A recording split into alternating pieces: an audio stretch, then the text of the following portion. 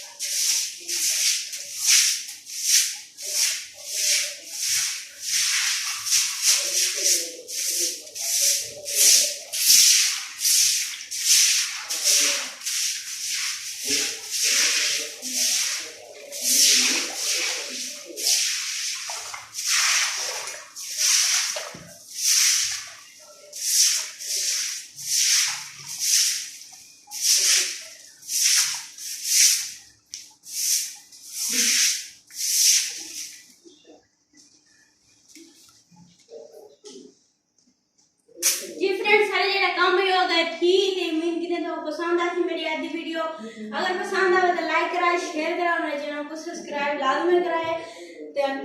ते बात मिल सके नवी वीडियो के नाल।